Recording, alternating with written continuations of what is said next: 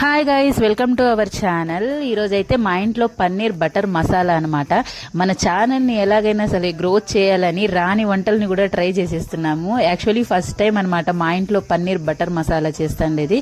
ఎందుకంటే మా హేమ ఏరి కోరి మరీ అడిగింది. యాక్చువల్లీ మా పిల్లలు పాలతో సంబంధించిన వస్తువులు ఏం కూడా తినరనమాట.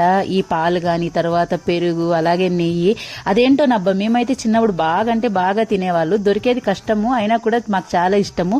ఈ మధ్య పిల్లలకి అన్ని ఈజీగా దొరుకుతున్నా కానీ తినడానికి చాలా ఇబ్బంది పడుతున్నారు. ఎన్నిసార్లు అంటాను తినమ్మా అంటే కూడా వద్దు అంటూనే ఉంటుంది.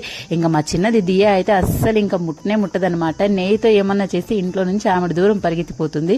ఇంకేమైతే ఏమి ఈ రోజు అడిగింది కదా అని చెప్పేసి 200 grams 110 rupees అంట. ఇంకా అంత కాస్ట్ పెట్టి మరీ తెచ్చి చేసేస్తున్నాను అనమాట.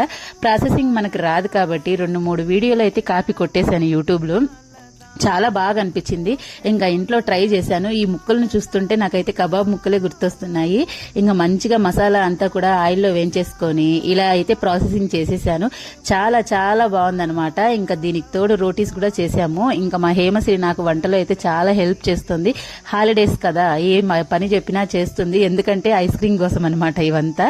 ఇంకా మొత్తానికైతే మా ఇంట్లో పన్నీర్ బటర్ మసాలా ఇలా ట్రై చేసేసాను. మీరు కూడా ఖచ్చితంగా ఇలా ట్రై చేయండి, చాలా బాగుంటుంది.